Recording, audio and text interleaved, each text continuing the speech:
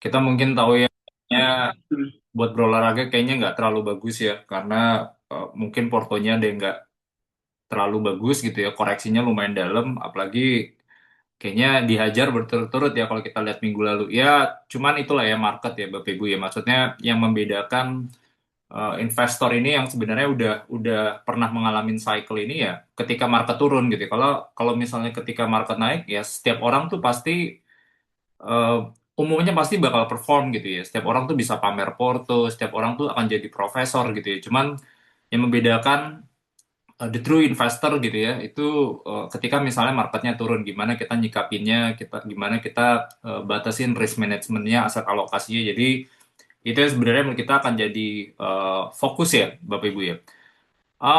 Langsung bahas aja langsung dari sisi market ya.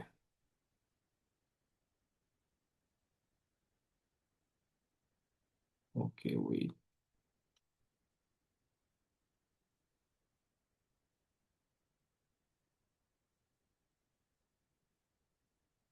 Kok ini?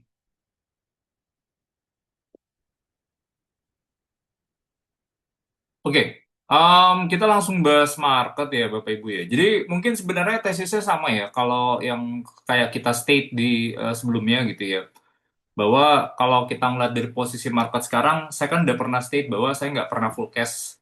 Dan bahkan di posisi terakhir pun, sebelumnya itu saya punya posisi lumayan agresif. Mungkin nggak terlalu agresif ya. 65% itu saya punya saham ketika kejadian tensi Iran di minggu kemarin. Cuman di hari Senin itu saya beresin semua saham-saham saya gitu ya, khususnya buat yang perbankan saya lepas gitu ya, consumer goods, telco itu saya lepas. Jadi di posisi terakhir ini saya cuman punya sekitar 30% dari alokasi aset yang saya taruh buat ke saham. Jadi seperti itu sih. Nah, dan kalau kita lihat dari sisi concentration portonya pun sebenarnya saham saya itu cuman ada fokusnya ke tiga. Cuman ada ke saya cuman pegang saat ini adalah energi sama gold related gitu ya. Gold related sama energi itu yang saya sebenarnya pegang.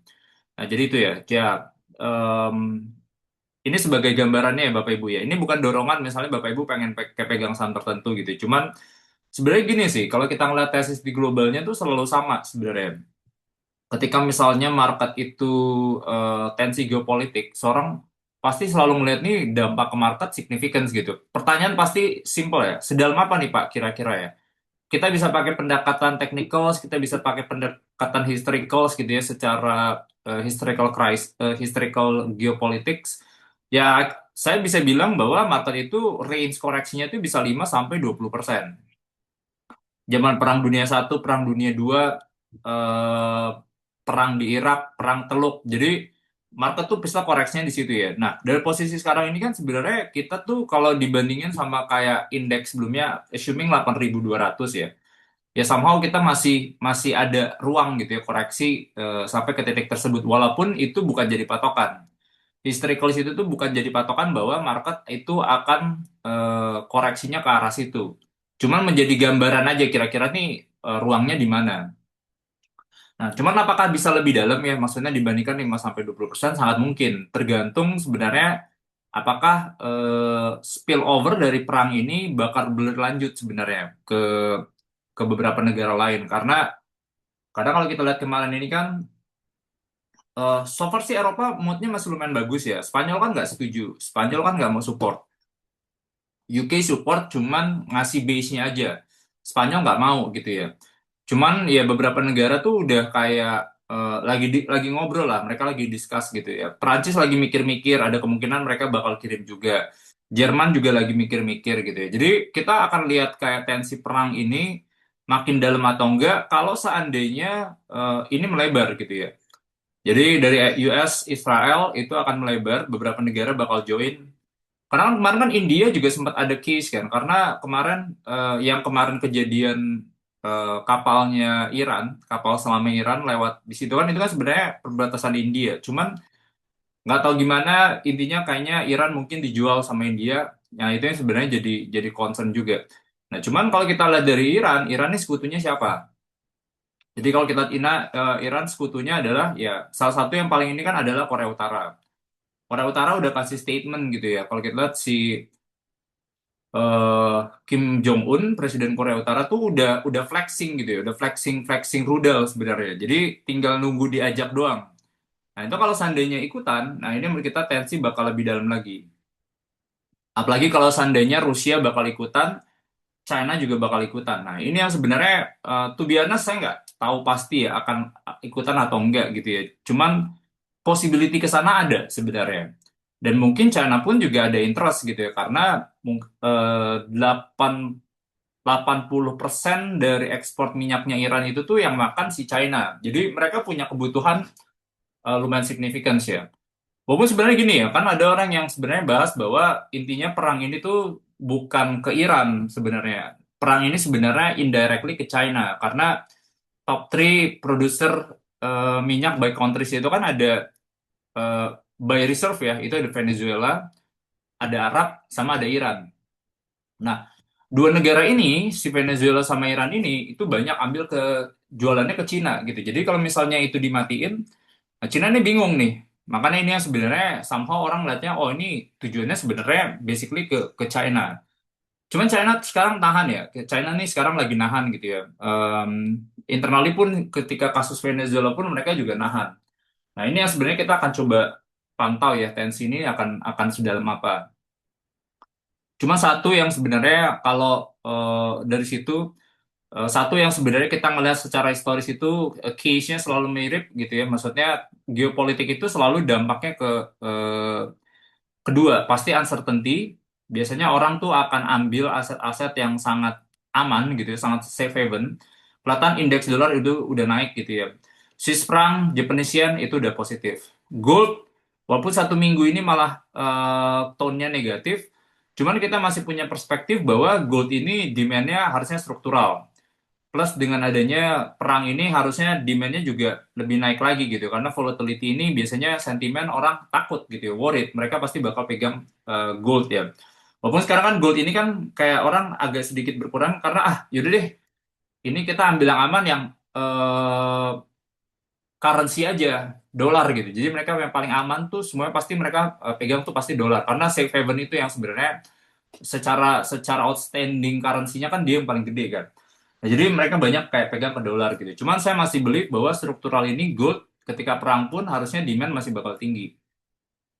Makanya sekarang saya sangat heavy ke gold ya. Jadi gold itu cuman juga ada, saya cuman ada satu saham yang selalu jadi proxy ya, itu adalah emas.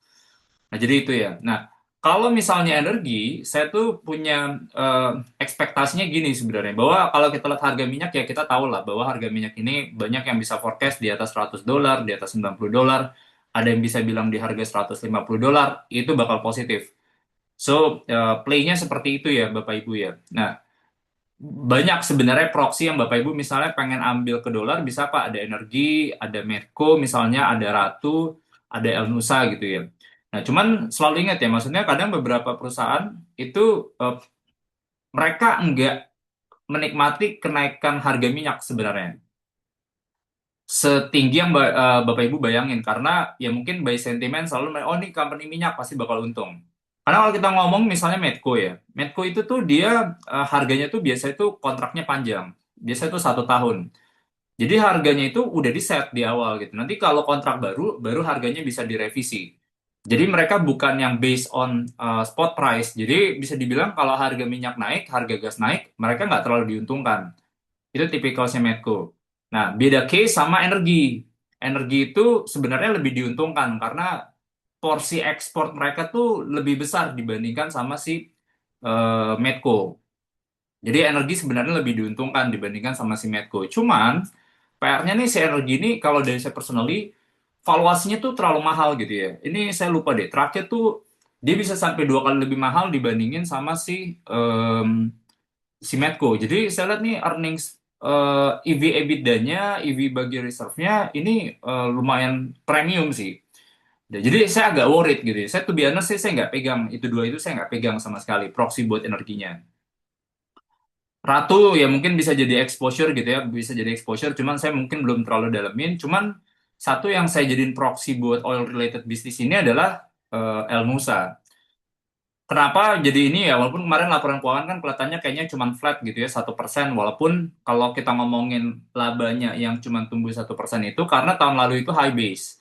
Karena dia ada ketolong dapat uang dari yang waktu itu ada kasus sengketa apa, uangnya itu ditaruh ke deposito mereka dapat interest income. Jadi high base lah tahun lalu tinggi banget. Nah, cuman proksinya gimana? Jadi ya setelah saya coba cross checking ke pelaku-pelaku industri di lapangan itu tren lifting minyak itu benar-benar kelihatan ya. Coba ngobrol sana sini intinya message-nya pemerintah satu. Nggak mau tahu gimana caranya intinya kita pengen punya ada ketahanan energi. Ketahanan energi itu artinya ya apalagi kemarin ramai kan misalnya kayak Indonesia kalau misalnya minyak nih nggak ada yang jalan paling kita cuma bisa survive 25 hari kan. Beda sama Jepang yang sampai 250 hari. Nah, ini menurut kita jadi salah satu kayak pemerintah pasti concern gitu ya, masalah kayak insecurity dari sisi energinya. Nah, jadi ini yang sebenarnya udah kelihatan gitu ya. Di lapangan pun akhirnya pasti pemerintah akan lebih dorong lagi ya kalau udah melihat kasus kayak gini. Kalau seandainya misalnya nanti lebih panjang kita shortage minyak, wah pasti itu pemerintah marah pasti kan. Pasti bakal nyuruh ASDM tuh bakal genjot lagi. Nah, ini yang saya lihat sih sebenarnya harusnya bisa positif ya eh, buat si El Nusa ya. Karena mereka kan ada upstream, ada di seismic di situ. Walaupun seismicnya tuh nggak segede di downstream. Ya. Downstream itu sekitar 70%, seismic atau upstreamnya kayaknya sekitar 20%-an ya.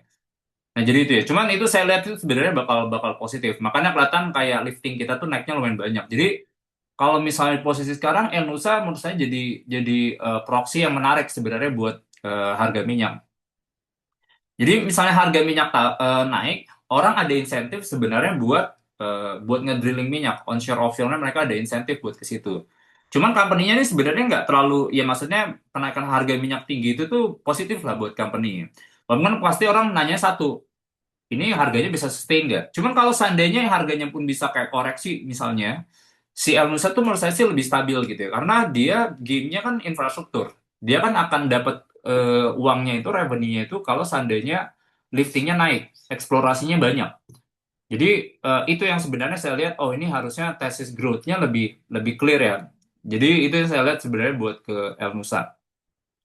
Tiga Merdeka ya. Merdeka tuh ceritanya emang sebenarnya tadi emas itu tadi sama ada nikel ya. Walaupun nikel nih sebenarnya kan kalau kita lihat kan agak koreksi ya, bukan agak malah koreksinya lumayan dalam ya nikel ini. Somehow tensi itu pasti jadi concern. Cuma salah satu concern yang sebenarnya menurut saya lebih dalam ini adalah masalah domestik.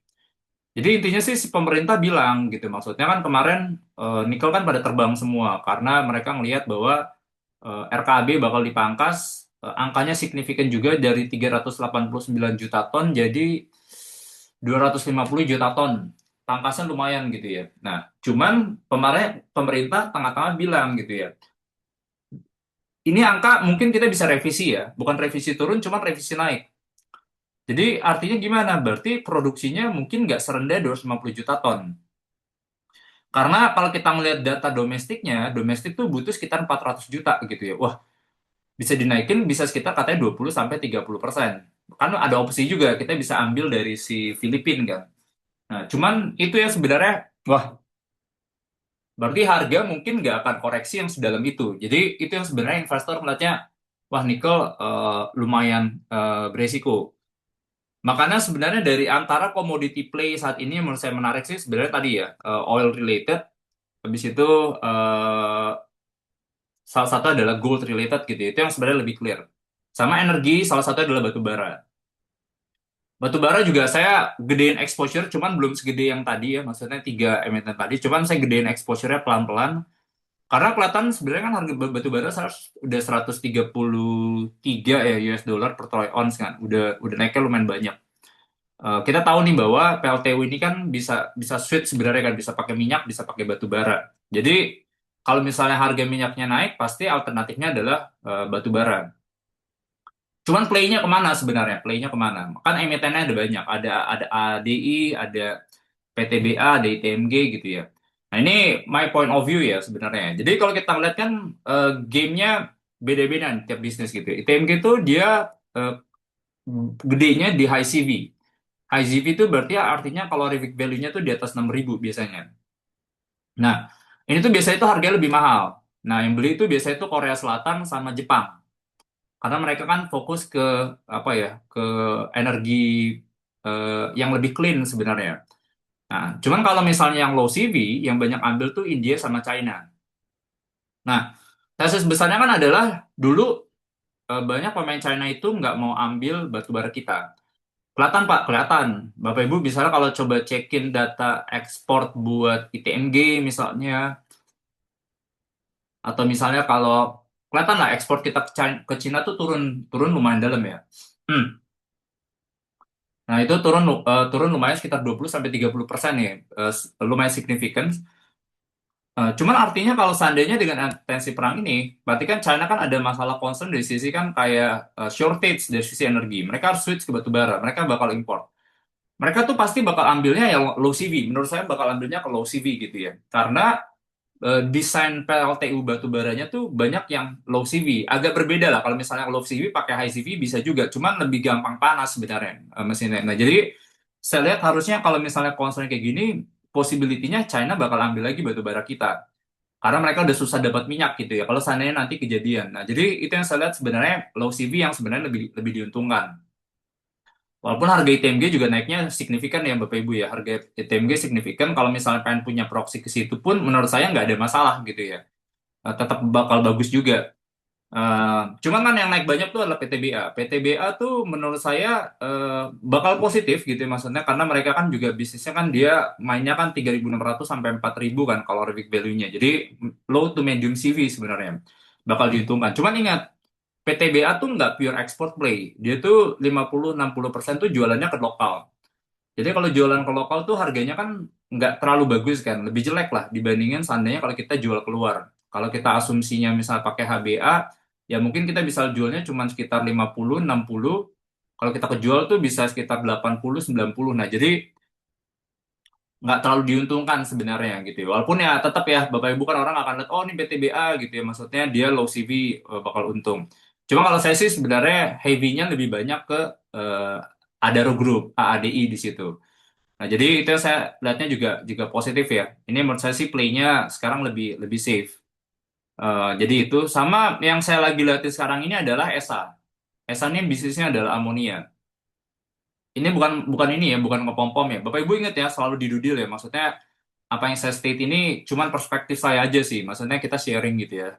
Esa ini menurut bisnisnya menarik. Dulu kalau kita ngeliat zaman-zaman COVID tahun 2000-2001, dia ini bisnisnya kan sebenarnya amonia. 90% lah dia amonia. Sama dia sebenarnya ada kayak LPG related. Itu bisnis gedenya. Cuma paling gede itu dia amonia. Amonia itu banyak gas. Gas jadi amonia gitu ya. Nah, amonia itu banyak dipakai buat jadi pupuk. Sekarang kan juga udah shifting ya. Amonia ini bisa dipakai buat bawa hidrogen, hidrogen carrier. Nah, jadi ini bisa jadi source of energy juga. Biar kayak minyaknya buat kapal, shipment, itu bisa pakai si amonia itu juga. Nah, ini menurut kita bakal positif. Kenapa? Karena dulu zaman-zaman COVID, di Eropa itu kan gas itu kan terbang harganya. Karena mereka waktu itu yang pipanya Nord Stream yang dari Rusia itu kan disabotase kan. Wah, ini udah nggak masuk lah pipanya ke Eropa.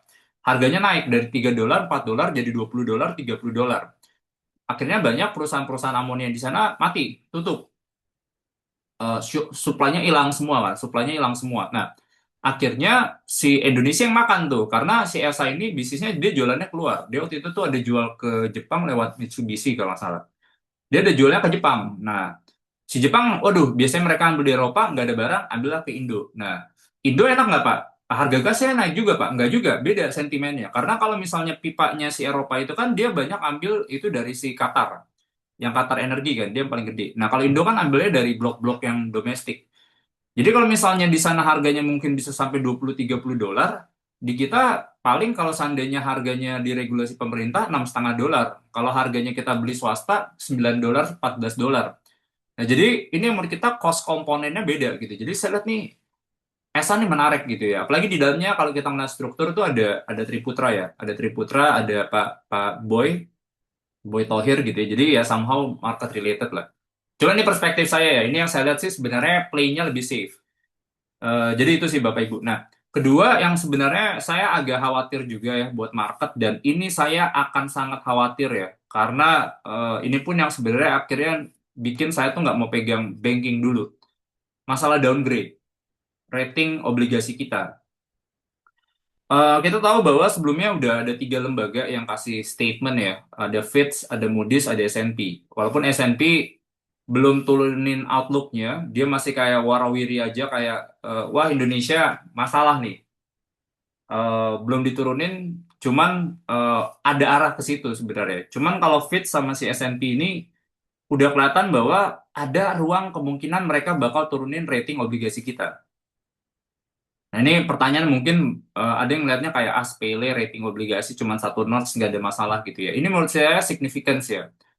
Nah karena gini Bapak Ibu maksudnya simpelnya bayangin gini. Kalau misalnya kita bandingin capital account, jadi kan komponen yang pengaruhi misalnya ibaratnya kalau kita ngomongin apa ya neraca mempengaruhi nilai tukar itu kan ada namanya balance of payment.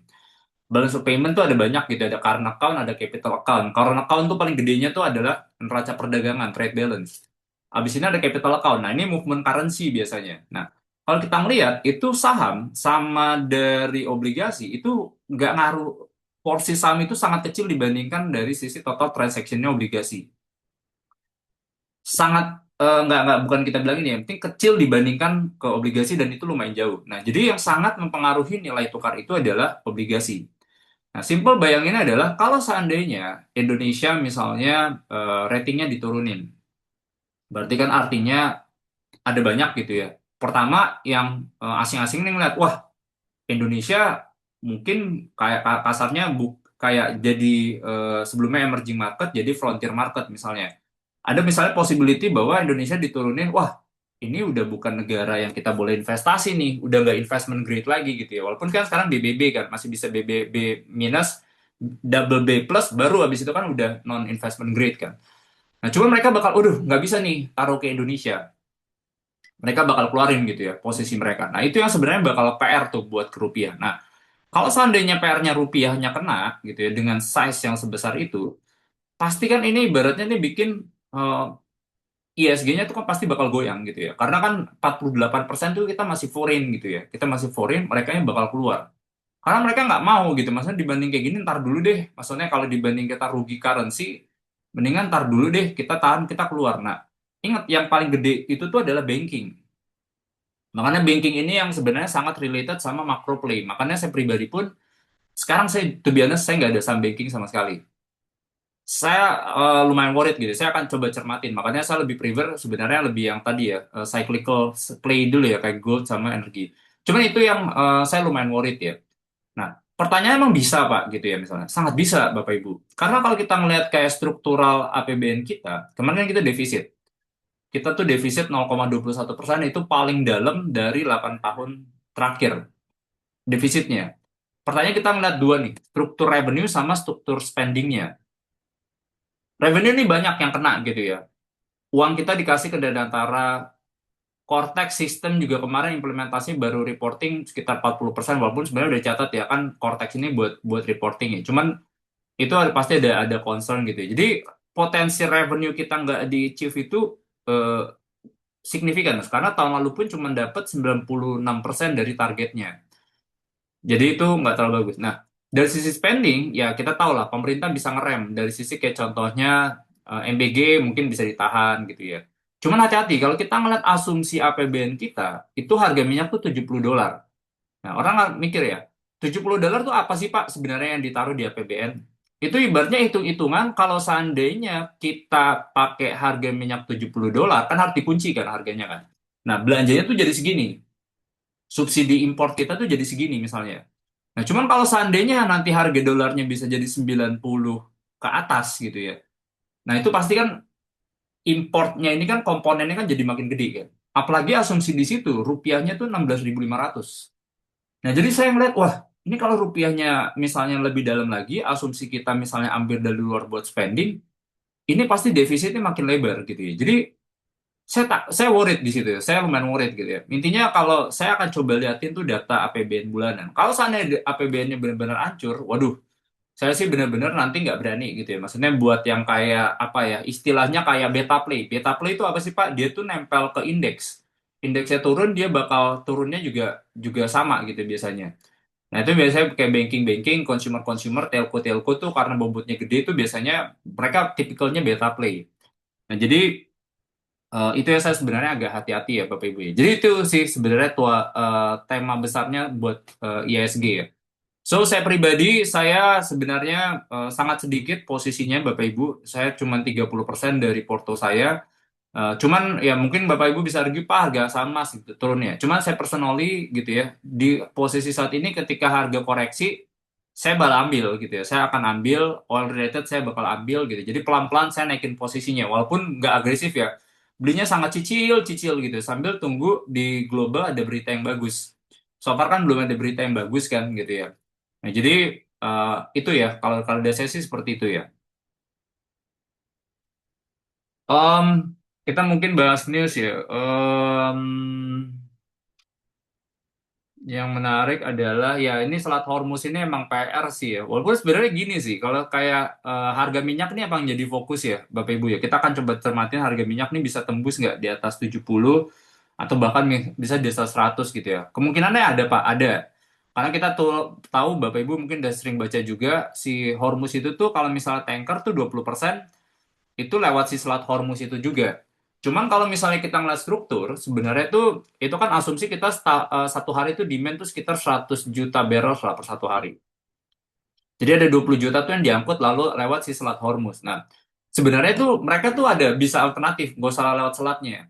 Bikin pipa aja gitu ya. Misalnya di daratan ini sebelum masuk ke Hormuz bikin pipa. Nah, si Arab sama si Oman tuh udah bikin sebenarnya. Itu kapasitinya cuman nggak terlalu gede. Arab tuh sekitar 4 juta, 5 juta, Oman tuh sekitar 1 juta. Jadi nggak bisa semuanya tuh diambil gitu ya. Jadi tetap ada yang ketahan 15 juta gitu ya. Nah, cuman ini kan kita akan coba liatin ya, karena si Amerika ini kan bilang, oh nanti kita bantuin deh, kita bakal kirim minyak ke sana biar harganya stabil. Aman, negara-negara Timur Tengah mah kita bakal bantuin gitu ya. Nah, jadi itu yang kita akan coba coba liatin ya, apakah bakal jalan atau enggak sebenarnya si harga minyaknya. Jadi itu ya. Sama kemarin kan Iran juga kasih statement bahwa kalau misalnya negara-negara kayak siapa ya kemarin ya, Pakistan, Cina itu kayaknya masih bisa lewat di situ ya. Cuman ini ya, kita akan coba coba cermati nih harga minyak nih akan seperti apa. Cuman dari point of view saya sih seharusnya akan ada shock ya, Bapak Ibu ya. Ya possibility ke $90 tuh akan ada sih. Em, yang menarik adalah kemarin itu sebenarnya itu saya sempat ada ekspektasi yang positif gitu ya. Saya sempat ada ekspektasi yang positif bahwa ada potensi namanya istilahnya market nih pure shock doang gitu ya. Shock doang tuh artinya apa? Ada namanya kayak ya kita tahu lah tipikalnya Trump ya. Tensinya dihajar gitu tinggi gitu ya, eskalasi, eskalasi, habis itu mereka de-escalate gitu ya, deeskalasi. Kayak kejadian tarif kan kayak gitu ya. Perang somehow juga ekspektasinya ada seperti itu. Cuman kemarin saya kemungkinan deeskalasi itu jadi makin kecil sebenarnya. Jadi karena kemarin gini, ekspektasi saya ada kayak, waduh, ini kayaknya Kongres bisa bantai nih si Trump. Karena kan perang ini kan nggak ada approval kan dari Kongres ya, mereka langsung jalan sendiri. Cuman ketika kemarin maju di hearing itu eh, 53% ya, kalau 53% itu setuju sebenarnya. Jadi, waduh, Kongresnya aja setuju. Padahal kalau misalnya tadi Demokrat plus ada beberapa Republik yang nggak setuju, nah itu harusnya bisa stop tuh. Cuman kemarin nggak ini ya. Jadi udah susah dari situnya. Dari Amerikanya pun kayaknya bakal bakal maju terus gitu ya. Trump juga bilang tuh bakal bakal maju terus. Kalau kita ngeliat dari Iran juga ada ekspektasinya, oh mungkin istilahnya oposisi pemerintah yang sekarang ya bakal coba redam gitu ya. Nah, cuman kalau kita lihat dari struktur yang sekarang itu ternyata pemimpin-pemimpinnya pun yang udah meninggal, Ali Khamenei itu udah ada ganti-gantinya dari calon-calonnya gitu. Jadi ini saya lihat wah ini sih bakal bakal lanjut ya. Makanya deeskalasi itu udah hilang nih dari skenario saya tuh so far seperti itu ya. Em, Paling itu ya ini ya Qatar Energi kena kemarin kalau kita lihat yang di Saudi Aramco, yang di Ras Laffan itu juga bukan Saudi Aramco juga kena kemarin. Jadi harga minyak, harga gas nih masih bakal tinggi ya kalau kalau saya lihat ya.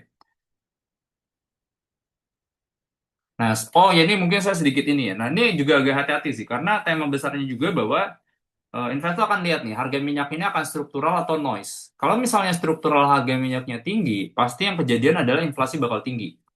Kalau inflasi bakal tinggi, artinya adalah buat hadang ekonomi terlalu panas, mau nggak mau si bank sentralnya harus jalan. Dia harus naikin suku bunga gitu ya. Nah, selalu ingat yang namanya suku bunga itu market responnya nggak selalu bagus gitu ya. Karena artinya investment cost lagi naik, liquidity nggak sebanjir itu. Jadi itu yang saya sebenarnya kita juga coba liatin ya. Kalau seandainya nanti bank sentral cuma pangkas sekali doang, nah itu ruang koreksi buat market sih ada ya. Um, Ya ini kemarin rame juga masalah anti drone. Ini seru sih anti drone defense ini ya. Jadi eh saya kan kemarin lagi ini juga ya, seru juga ternyata ya apa ngeliat ini ya. Jadi kalau kita ngeliat itu kan kayak kemarin kan kalau misalnya sekarang ini kan ada concern masalah US tuh katanya kayaknya bakal kehabisan peluru gitu ya. Jadi amunisi dia tuh bakal habis. Karena strateginya Iran itu sebenarnya menghabiskan high cost anti anti drone-nya Amerika, Israel sama negara Tim Tengah. Jadi si Iran itu punya namanya tuh kayak drone itu nama Shad, Shad berapa ya saya lupa nama SHAD itu Shad itu. Nah itu yang production cost-nya tuh cuma sekitar 50.000 dolar. Dibawanya pakai truk gitu ya, dibawanya pakai truk gampang gitu ya. Nah, truk ini tuh nanti ya bisa terbang kemana-mana, lebih lebih inilah, lebih mobility-nya lebih lebih tinggi lah. Nah, cuman kalau kita lihat negara-negara yang kayak US sama Israel, itu tuh dia pakai anti drone system yang ibaratnya tuh teknologi satu ininya tuh 1 juta US dollar. Jadi buat nembak drone itu tuh nggak cuma 1 juta, 1 juta nggak kena, 1 juta nggak kena. Dan di bawahnya tuh pakai yang berat-berat gitu, jadi mobility-nya lama gampang dihancurin. Nah, itu yang sebenarnya jadi kita akan lihat ya, maksudnya perang ini akan bergeser kemana ya. Karena ada sempat ada statement, ada kemungkinan Iran bisa memenangkan perang ini, ada kemungkinan gitu ya. Nah, kita nggak tahu ya. Cuman ini yang kita bilang nih, tensi ini masih bakal panjang ya. Kemarin Korea sempat koreksi dalam, cuman pemerintahnya langsung genjot. Wah ini Korea sih gila ya. Korea tuh kemarin genjot ke pasar modal tuh sampai 1.100 triliun. Segede apa Pak? Bayangin ibaratnya sepertiga dari belanja modal kita, belanja APBN kita, itu disuntik buat ke pasar modalnya. Jadi itu, ini mungkin Bapak Ibu bisa baca aja. Oke ini paling sektor ya. Sektor, tadi kita udah bahas ya, Hormuz udah baca, PMI, data bagus. Ini tadi Bapak Ibu bisa baca. CPO tuh kemarin udah disahin ya sama Pak Purbaya. Jadi intinya sih sebenarnya ada tarif pungutan ekspor minyak mentah CPO. Dinaikin dari 12,5%. Ini nggak bagus ya Bapak Ibu ya. Maksudnya buat CPO sektor in overall nggak terlalu bagus. Dan saya pun sebenarnya emang nggak ada exposure ya buat ke CPO ya. Karena banyak ya PR-nya ya. Ekspor kena. Terus kalau kita lihat kemarin kan sempat ada wacana bahwa yang India sama Cina itu kan akan beli soybeannya US, demand buat CPO tuh bakal turun gitu ya. Walaupun dari posisi yang sekarang nih ada kemungkinan harga minyaknya kan lagi naik banyak. Ada insentif sebenarnya buat pemerintah buat jalanin si B50-nya itu tadi karena harga CPO-nya nggak kemana-mana, harga harga dieselnya lagi naik gitu ya. Nah itu yang sebenarnya ada insentif ya. Cuman kalau saya CPO sih so far nggak dulu ya. Walaupun kita lihat harga LSIP kemarin lumayan bagus ya, harga LSIP lumayan bagus. Karena LSIP nih play-nya agak beda. LSIP tuh jualnya ke ACMP. ACMP tuh bisnisnya tuh downstream, dia tuh bikin minyak goreng. Nah, jadi dia tuh jualnya ke lokal. Cuman emang minyak goreng kan biasanya zaman-zaman Lebaran, Ramadan, demand tuh bakal bakal tinggi. Nah, jadi pure di situ sih, karena mereka juga nggak yang bukan yang jualan keluar gitu ya, mereka bukan yang ekspor keluar, mereka banyak main ke dalam.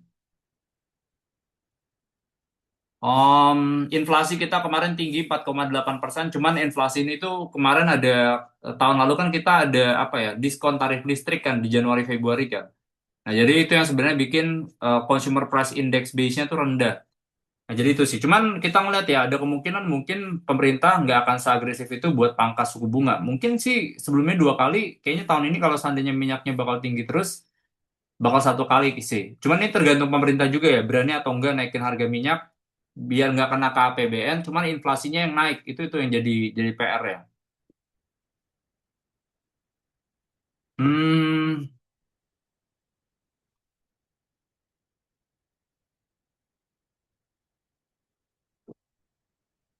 kemarin ada statement dari eh, Kabiro Humas Kemendagnya RI, Bu Kusuma bilang bahwa nggak ada rencana untuk pembatasan secara masif ekspansi retail modern.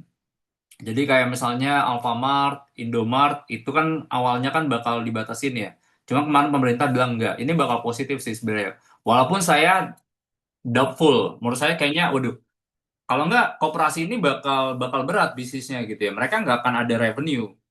Nah ini yang saya sebenarnya juga, aduh, kayaknya kalau buat yang ke retail related, kayaknya ntar dulu deh. Kayaknya masih banyak yang uncertainty dari sisi regulasi sih. Itu yang saya masih belum terlalu nyaman ya.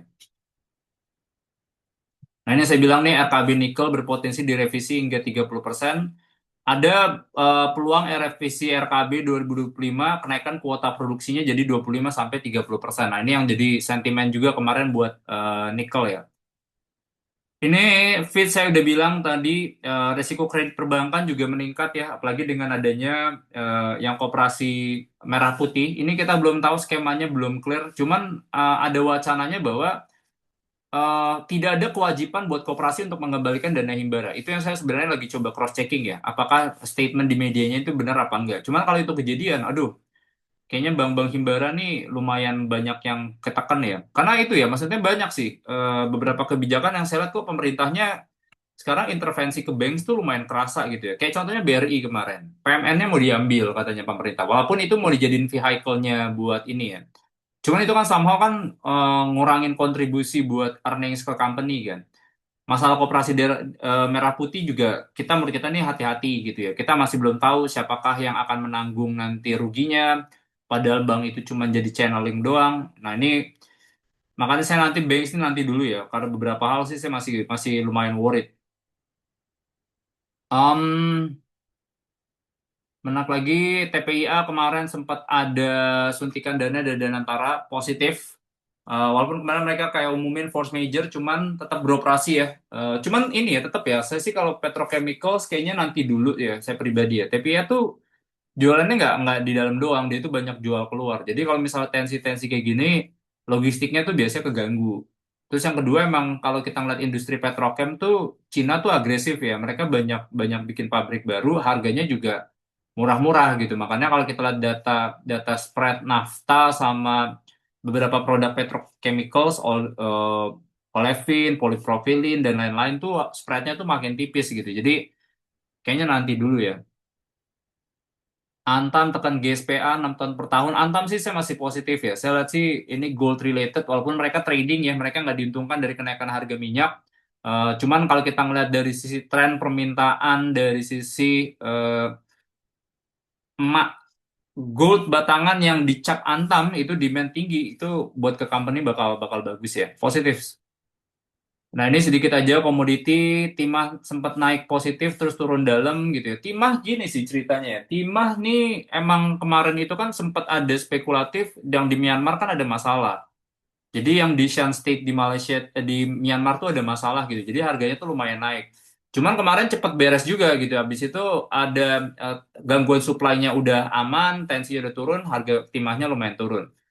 Cuma saya stick sih sama ini saya ya. Saya lihat tuh struktural di Indonesia tuh timah lebih lebih clean, lebih beres gitu ya. Ilegal-ilegalnya udah diberesin pelan-pelan sama pemerintah. Kemarin yang 22 triliun juga diberesin.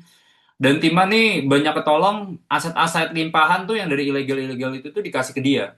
Jadi tuh nanti dia bisa catat di buku tuh. Jadi dia dapat aset kan ada dapat kayak di appraisal, habis itu dia akan dapat gain dan lain-lain. Jadi itu sih.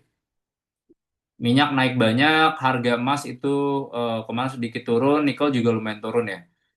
Ini sedikit kita kalau kita lihat jauh lebih dalam dibandingkan sama beberapa indeks yang lain ya, Bapak Ibu ya. Emang ada spesifik factor ya maksudnya buat Indonesia karena masalah fits itu tadi sih. Itu yang kita juga agak lumayan worried sih. Batu bara, Bapak Ibu boleh ada exposure-nya. Saya lihat trennya masih bisa ada dengan adanya tensi ini karena harga minyaknya kan naik banyak. Mereka tuh substitusi ya. Jadi Bapak Ibu bisa bisa coba liatin sih emiten-emiten batu bara ya. Eh, Tadi terserah mau yang high CV, mau yang low CV. Kalau saya pribadi sih lebih yang mid to low CV ya. Harusnya jualan ke Cinanya demand-nya tuh harusnya bakal bakal lebih bagus ya. Karena kan high CV kan agak mahal kan sebenarnya. Jadi itu ya. CPO sempat positif. Ini Kalau kita lihat karena ya itu ya ekspektasi biodiesel, harga minyak juga lagi naik. Gold, gold sih kalau harga-harga kayak gini sih saya masih berani ambil sih. Karena kan kalau kita lihat dari global forecast ini kan range-nya banyak sih. Banyak yang forecast tuh antara range-nya tuh 5.400 sampai 6.000. Kalau seandainya saya salah pun ya saya nggak sendirian karena yang gede-gede yang jago-jago misalnya Goldman, UBS, JP Morgan ekspektasinya di range-nya di situ sih ya. Jadi itu ya, karena trennya sih masih sama ya. Saya lihat sih secara struktural sih dari bank-bank sentral ini masih bakal beliin emas terus ya. Jadi itu nikel tadi masalah revisi produksi RKB. Rupiah nih kalau 17.000, waduh ini hati-hati deh. Ini banking nih yang foreign ownership-nya lumayan gede ini bakal kena sih Bapak Ibu ya. Jadi makanya saya agak hindari ini yang foreign play-nya lumayan gede sih ya. Ini rupiah bisa ke 17.000 sih ya. IDX Cyclical ini turun dalam, ini cuman dalamnya tuh ada apa ya? Saya lupa deh. IDX Cyclical tuh ada yang turun dalam tuh VKTR sama BUFA. Ya saya sih tahu ya BUFA ini property related. eh, Pak Happy di dalam, saya sih nggak terlalu suka ya asetnya ya. Saya nggak terlalu positif sama asetnya. VKTR juga menurut saya sih agak tough ya, karena kan dia tuh sebenarnya bisnisnya tuh tender buat ke bus listrik kan. Jadi cara mereka recognize revenue itu tuh ya nggak ada stability tiap kuarternya. Jadi paling sekali ada tender 1 tahun, udah habis itu nggak ada revenue lagi. Jadi itu sih saya kurang nyaman sebenarnya. Resikonya gede sih VKTR Bufa. Sama MAPI juga koreksi dalam ya. Walaupun deket-deket Lebaran ya, cuman emang MAPI ini kan dia beberapa barang mereka kan ambil dari luar kan. Jadi mereka tuh masih ada USD related exposure. Jadi ya saya retail sih masih nggak nyaman ya. Ntar dulu deh. Kalau yang IDX Cyclical kayaknya nggak dulu. Nah, yang kurang, yang agak lumayan ini adalah IDX Kesehatan ya. Nah, emang selalu sama ya Bapak Ibu ya. Bisnis kesehatan di Indo tuh rata-rata lokal. Kalau bukan yang farmasi ya, kalau yang rumah sakit tuh rata-rata lokal. Exposure-nya paling beli alat gitu ya. Kalau beli alat, cuma kan beli alat kan nggak terus-terusan kan. Mereka udah pakai alat-alat yang lama. Nah, jadi kalau kita lihat kemarin tuh yang kayak model-modelnya Care gitu masih bisa naik. Siloam kemarin masih bisa naik secara weekly. Hermina cuma turun 1%. Jadi sebenarnya lebih defensif sih. Cuman kayak modelnya Kalbe, turunnya malah dalam. Karena Kalbe ini importnya raw materials itu, COGS-nya Kalbe itu 70% tuh adalah raw materials. Itu tuh 90% tuh banyak ambil dari luar. Barang-barang farmasinya. Jadi exposure USD-nya lumayan ada. Cuman kalau yang modelnya rumah sakit, lebih defensif gitu. Makanya kelihatan rumah sakitnya tuh lebih lebih perform ya. Cuman itu ya Bapak Ibu ya, ini bisa jadi proxy kalau pengen ada yang lebih defensif. Cuman kalau saya personally kalau yang pengen aman banget ya Bapak Ibu mendingan pegang cash. Cuma kalau pengen punya exposure yang defensif buat diversifikasi porto, ya ambil rumah sakit juga boleh sih ya. Lebih aman sih. Paling itu ya ini yield obligasi naik semua. Kenapa Pak? Kok yield obligasi naik semua? Ya pasti orang minta dikompensasi ya dengan ada additional resiko. Mereka agak hati-hati dulu sih yieldnya jadi naik. Hati-hati nih asingnya juga kemarin masih keluar nih obligasi keluar terus. Waduh ini EPR nih Bapak Ibu. Ini kalau seandainya lanjut terus ini rupiah kita bakal kena nanti dulu. Kayaknya buat yang ke tipikalnya beta play tadi saya bilang ya telco consumer yang gede-gede lah yang big caps gede itu harus agak hati-hati. Terlepas dari itu ya valuasi kita masih relatif atraktif, cuman nanti dulu saya nggak mau saranin buat agresif portonya. Valuasi kita masih masih murah di posisi -1 sekali standar deviasi. Oke, kita langsung bahas emiten ya. ESA naik significant. Ini ya itu yang saya bilang ya, ini cycle-nya adalah gas play. Dia ketika zaman-zaman 2022 ini bakal positif. Bapak Ibu boleh coba liatin ya asetnya ya. Kemarin kan emang earnings nggak terlalu bagus ya. Cuman kalau kita ngomongin future prospect, kalau ini ibaratnya sustain ya, pertanyaan sustain atau nggak sustain sebenarnya. Harusnya si ESA ini bisa diuntungkan. Kontrak-kontrak yang dari em, apa dari perusahaan-perusahaan di Jepang gitu ya mereka bisa dapat perusahaan yang dari gas di luar mereka bisa dapat gitu ya harusnya. Cuma kan beda ya, mungkin kita nggak tahu nih. Pertanyaan adalah durasinya berapa lama. Kalau kita ngomongin yang dulu zaman-zamannya SA ini diuntungkan zaman-zaman COVID sama waktu itu yang kejadian perang Rusia sama Ukraina itu kan panjang. Jadi mereka ketolong di situ lumayan lama. Nah, cuman kalau seandainya Rusia sama US Israel versus Iran ini mungkin ekspektasi kan ada yang bilang tuh cuma 4 minggu, ada yang bisa bilang lebih. Cuma kalau ini bakal lanjut, bakal positif ya buat ESA ya. Cuma ESA menarik sih Bapak Ibu buat dilihatin ya. Karena ini company-nya lagi expand juga keluar gitu. Jadi yang mereka lagi kerjain itu tuh namanya, aduh saya lupa deh, blue ammonia. Jadi kalau misalnya bedanya amonia sekarang ini kan sebenarnya energi bakarnya kan dia munculnya tuh dari batu bara, power plant-nya tuh batu bara. Nah, cuman yang kedepannya itu mereka nanti ambilnya dari yang nggak pakai batu bara nih buat kayak ngebakar gasnya. Dia pakai yang modelnya either hydro, penting energi-energi yang lebih baru, lebih clean. Nah, itu yang sebenarnya ada ceritanya menarik ya. Ini cuman ini bukan struktural, saya lihat nih ESA ini tipikal yang cyclical gitu ya. Jadi ibaratnya ini cuman memanfaatkan momentum ya Bapak Ibu ya, tactical play-nya aja. Kalau misalnya pengen ada exposure ke ESA, menurut saya sih masih masih oke ya. ITMG naik lumayan banyak ya, anak di Bloomberg cuman targetnya 24.000. ITMG batubara naik, saya juga masih lihat ruang batubara itu masih bisa naik, apalagi batubara kita dipangkaskan lumayan ya.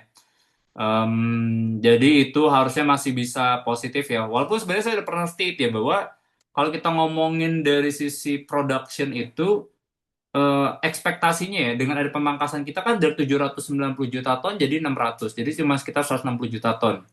Ya ekspektasinya nggak akan terlalu signifikan ya dibandingkan kalau ke demand global. Demand global itu sekitar kalau nggak salah 8 juta ya. Jadi 160 bagi 8 juta ya sekitar 2% 3% ya. Jadi ya mungkin nggak terlalu signifikan masalah pemangkasan. Cuman masalah harga substitusi energi minyak naik terus ini yang sebenarnya bakal bakal dorong buat ke harga batu baranya. ITMG walaupun kemarin tadi laporan keuangannya nggak terlalu menarik ya Bapak Ibu ya. Cuman orang juga ngelihat bahwa ITMG ini kan dividend play. Jadi menarik lah buat punya asetnya gitu ya. Ini buat ITMG. Karena kan mereka masih ada bantunya juga, jadi mereka mau nggak mau harus ada eh, ada setoran juga ya Bapak Ibu ya ke shareholders terbesarnya. PTBA ya tadi ya maksudnya dia tuh bisnisnya sebenarnya menarik gitu ya. Dia tuh diuntungkan harusnya dengan adanya kayak kenaikan harga batu bara. Cuman harusnya nggak segede yang lain-lain kayak misalnya Bumi misalnya atau misalnya AADI. Karena dia tuh jualan 60%-nya tuh ke dalam negeri. Nah, itu yang saya sebenarnya agak worried. Saya baru ketemu sama IR-nya. Satu yang saya sebenarnya agak sedikit concern juga adalah gini. Kalau seandainya kita tuh eh, tahun lalu itu kan produksinya kan 790 juta ton. Jadi waktu itu kan kebijakan DMO-nya itu tuh 25%. Jadi buat 1 tahun itu domestik itu tuh butuh 250 juta ton. Dari 750 dimakan 250 juta ton. Nah, kalau seandainya kan regulasinya dipangkas jadi 600. Nah, cuman DMO-nya dinaikin katanya. Jadi kalian harus jual ke dalam negeri nggak 25% lagi ya, 30%. Nggak enak dong buat bisnis batu bara, nggak enak gitu karena harga jualnya lebih murah. Cuman bayangin ya, ini 30% kalau produksi 600 juta ton itu cuma 180 juta ton. Padahal kan kebutuhan domestik kita tuh 70 juta. Wow, siapa yang makan nih? Nah, ini ada kemungkinan mungkin PTBM bakal dikorbankan lagi buat menuhin kebutuhan domestiknya. Itu yang saya sebenarnya kurang nyamannya di PTBA ya. Cuman kalau misalnya saya aset-aset yang lain AADI, Indika, Bumi ya mungkin lebih lebih clean sih ya. Mereka juga RKB-nya kan nggak dipangkas kan. LSIP, LSIP ya, LSIP tadi saya udah cerita sih karena dia tuh nggak terdampak dengan adanya regulasi yang ekspor itu tadi karena dia banyak jual tuh ke Salim Group SCMP-nya. SCMP itu pure downstream, jadi ya share price naik ya. Cuman CPO ya, saya sih nggak nanti dulu kayaknya kalau CPO. UT menarik ya, cuman itu ya saya bilang tuh worried. Kemarin kan laporan keuangan juga nggak terlalu bagus ya, karena ya itu kalau misalnya kita lihat tahun depan pun juga kontrak batu bara kan bakal turun ya, karena ada produksinya kan dipangkas. Jadi itu yang sebenarnya menurut saya itu agak agak lumayan worried ya kalau buat UT ya. Saya sih nanti dulu sih kalau UT kayaknya enggak. Energi company-nya menarik sebenarnya. Di lapangannya bagus, insentifnya jalan. Mereka tuh banyak sumur-sumur mereka tuh lagi di proses upgrade ininya kontrak kerjasamanya. Jadi dulu yang sebelumnya banyak yang kena growth split, lagi mereka ajuin minta jadi cost recovery, bakal lebih bagus. Ini bakal positif lah company-nya. Mereka baru akuisisi aset baru juga. Mereka kan tipikalnya kan unorganic play kan. Mereka akuisisi banyak. Cuman tadi ya saya nggak terlalu nyaman dari sisi valuasinya sih. Jadi itu ya, sama si energi ya. Cuman energi juga ini ya, dia tuh tipikal tuh repo play. Repo play itu artinya adalah kalau misalnya banyak nanti sekuritas-sekuritas yang ditawarin repo dan underlying-nya itu adalah si saham energi ini. Ya kita nggak tahu ya seperti apa, apakah uangnya itu akan diguyur lagi apa enggak. Cuman dia tuh tipikal repo repo play. Cuman so far nih reponya ini belum habis ya. Artinya gini, kalau seandainya udah nggak ada lagi, biasanya kalau pemilik itu nggak mau gimana ya? Kalau pemilik aset energinya yang punya saham energinya itu nggak mau repoin lagi, nah berarti ada potensi koreksi. Berarti kan artinya mereka nggak dapat liquidity lagi kan tambahan dari sekuritas. Cuman sih so far sih kemarin masih reponya masih masih banyak ya. Saya coba cross checking ya. Oh ini kalau berdasarkan EBITDA tuh si energi itu tuh EV EBITDA-nya 11,9 kali si energi. Kalau kita bandingin sama si Medco tuh cuma 5,1 kali. Jadi ini 2 kali lebih mahal dari Medco sih. Jadi sangat beresiko sih ya Bapak Ibu ya kalau misalnya pengen ke energi ya. Adaru sih sebenarnya menarik ya. Oh, cuman kan orang selalu ngeliatnya Adaru ya, ini batu bara. Cuman nggak juga ya. Selalu ingat nih Adaru tuh udah clean, energi baru. Jadi ceritanya agak beda sama ADI sih. Kalau saya sih nggak sih kalau Adaru ya. Saya udah pernah state juga kalau pengen punya exposure ke batu bara mendingan di ADI-nya. Adaru tuh bisnisnya jadi kontraktor tambang. Kontraktor tambang pure buat ke lokal lokal grup-grupnya mereka sendiri sama itu ya mereka lagi ngerjain transfer electricity yang ke Singapura. Nah, ini yang so far belum belum terlalu jalan. Adaro nanti dulu sih. Medco masih boleh Bapak ambil. Bapak Ibu boleh ambil sih. Medco ini menarik apalagi tahun 2026 ini dia tuh kan baru nambah kan. Nah, aduh saya lupa lagi angkanya nih. Dia tuh punya blok koridor tuh kalau nggak salah 56%. 56% ambil lagi 24%. Jadi total 80 atau 70 ya, saya lupa deh. Kayaknya sekitar 80% ya. Nah, itu tuh bakal gedein mereka punya production. Jadi nanti mereka punya production itu tuh all time high. Karena Medco ini tuh tipikalnya acquisition play ya. Mereka akuisisi gitu ya. Asetnya menarik, mereka olah, mereka monetize gitu. Cuman emang yang orang agak khawatir kan ini utangnya kan jadi tinggi banget ya si Medco ini ya. Nah, jadi itu sih. Cuman Medco saya lihat akan bagus. Karena selain dari cerita minyaknya, amannya tuh bakal bagus laporan keuangannya. Aman tuh dari beberapa tambang mereka tuh udah lewat fase-fase eksplorasi sama fase-fase keluar duitnya. Jadi nanti di kuartal keempat nih laporan keuangan ini harusnya sih bakal bagus ya. Sama mereka udah dapetin kantongin izin buat yang ekspor gitu ya. Karena kan mereka udah ada smelternya. Smelternya kan kemarin kan sempat ada masalah, ada maintenance, ada kebakaran. Jadi mereka nggak bisa dapet izinnya. Sekarang udah dapet, mereka udah bisa jualan keluar sih.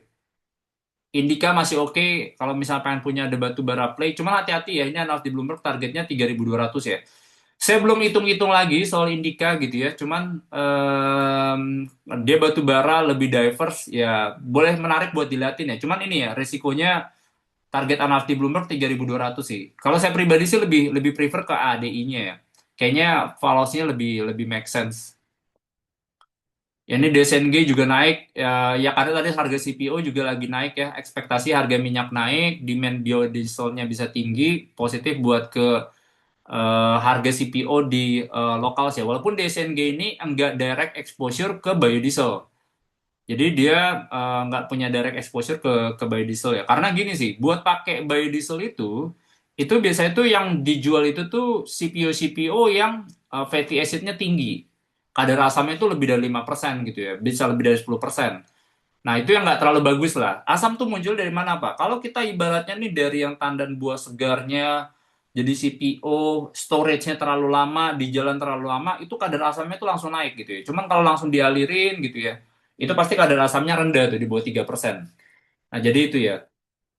Cuman DSNG company menarik ya. Kalau misal disuruh pilih yang lebih clean di sektor CPO tuh saya suka DSNG sama TAPG karena DSNG pertama fatty acid-nya rendah, productivity-nya bagus gitu ya. Jadi eh, quality company-nya bagus ya DSNG ya. Inet kayaknya nggak dulu, nanti dulu ya yang berhubungan sama yang telco-telcoan ini sentimennya lagi ke domestik ya semuanya ya. Jadi infrastructure related kayaknya saya nggak dulu. BRPT juga grupnya Pak PP kayaknya nanti dulu ya. Walaupun ini kemarin di closing sempat diangkat lumayan. Cuman saya masih khawatir dengan adanya exposure masalah free float. Coba-coba cek-cekin nanti nomininya seperti apa, vehicle yang sama, punya UBO yang sama akan dicekin gitu. Jadi saya kalau grupnya Pak PP kayaknya nanti dulu ya. Inco. Nah, ini Inco kabarnya bagus sebenarnya. Apalagi kalau kita earnings tahun ini ekspektasinya bisa bisa naik signifikan, bisa 50% lebih ya buat Inco ya. Cuman tadi ya sentimennya adalah karena ada potensi revisi produksi buat ke batu bara. Nah, ini yang kena buat ke nikel-nikel dalam negeri. Jadi itu INKP. INKP sebenarnya menarik ya, walaupun saya pribadi nggak terlalu ini ya. Cuman kan ada wacana bahwa, bukan wacana, maksudnya tahun ini mereka punya pabrik Karawang jadi mereka punya pabrik Karawang jadi yang harusnya kemarin tahun lalu jadinya tahun ini. Kemarin sih saya udah ketemu juga sama emitennya. Jadi satu line produksinya tuh udah siap beroperasi.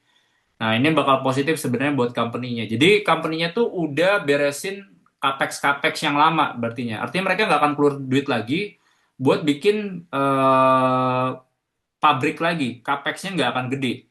Jadi istilahnya namanya free cash flow ya. Free cash flow itu adalah operating cash flow di adjust sama investment cash flow. Kalau investment cash flow-nya nggak keluar, operating cash flow-nya positif. Nah, ini kan bakal bagus ya buat company ya. Habis itu operating cash flow-nya masuk digunain buat bayar utang. Jadi itu sih ceritanya. Cuman nggak tahu ya, saya pribadi sih kayaknya kalau pulp and paper bisnis kertas-kertas ini kayaknya nanti dulu ya. Karena China nih, saya lihat pabriknya yang di dalam pun nggak terlalu banyak yang nyerap gitu ya. Saya lihat utilization pabrik-pabrik kertas di China itu cuma 60-70%. Kayak saya pribadi sih kayaknya enggak ya. Saya pribadi sih kayaknya enggak. Cuman company-nya murah, valuasinya atraktif gitu ya. Growth-nya typical value investing. Jadi ini disesuaikan aja ya Bapak Ibu ya. Cuman kalau misalnya Bapak Ibu pengen punya exposure ke INKP pun masih oke. Karena analis di Bloomberg tuh targetnya 12.617 ya. Jadi itu. Aman. Aman ya concernnya sama sih mungkin ya. Komoditi-komoditi ini lagi baik kena hajar. Walaupun aman nih bisnisnya kan dia tembaga dan juga by produknya kan emas sebenarnya.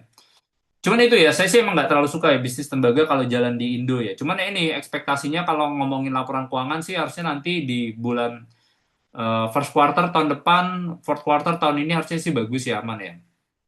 Petro sih nggak dulu, nanti aja grupnya Pak PP, bisnisnya kontraktor juga, kayaknya revenue saya lihat akan lebih rendah. Wifi hati-hati dulu deh. Kalau saya sih sempat ada asetnya, cuma saya jual kemarin. Saya agak takut. Saya hindari dulu yang sebenarnya bisnisnya pure di dalam ya. Wifi nanti dulu sih. Saya tunggu nanti kalau misalnya geopolitiknya udah mereda, baru saya bisa pelan-pelan ambil masuk ya. Cuman selalu ingat bahwa kalau misalnya marketnya koreksi, semua saham tuh pasti basically akan koreksi ya maksudnya. Cuman yang biasanya tuh akan lebih survive itu ya either gold atau energi ya yang akan diuntungkan dari cyclicalnya sebenarnya. Timah, Timah juga ini kan kemarin harganya juga sempat koreksi dalam. Cuman kalau Bapak Ibu pengen punya asetnya, boleh sih menurut saya sih masih menarik, laporan keuangan masih bakal bagus. Cuman masih ada ruang koreksi ya jangka pendek ini ya, tergantung dari makronya kayak gimana. Toba, Toba sih kayaknya nanti dulu ya. Dia tuh punya bisnis batu bara sebenarnya, bisa diuntungkan. Cuman emang mereka tuh udah pelan-pelan keluar dari batu baranya. Mereka lagi gedein energi barunya. Kalau saya sih nanti dulu sih. BRMS, nah ini menarik sebenarnya. Dia tuh bisnisnya emas. Cuma emang si BRMS itu tuh udah lewatin high growth-nya dia sebenarnya. Kan dulu kan dia masih nambang-nambang, masih negatif.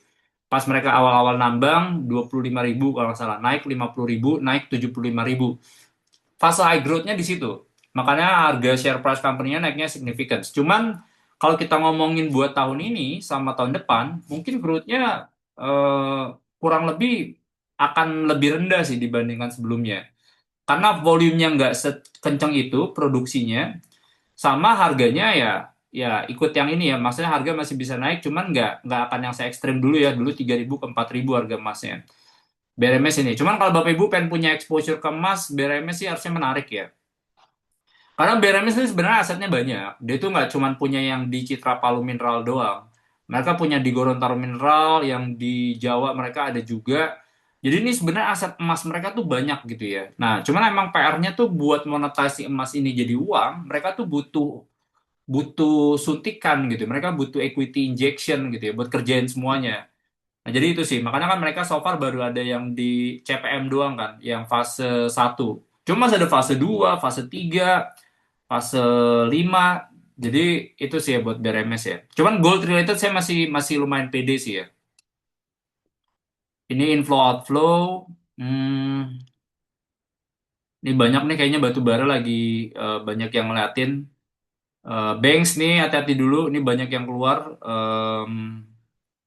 Paling itu ya ini paling harga ini ya rilis data. Nggak ada spesifik sih ya buat dibahas ya.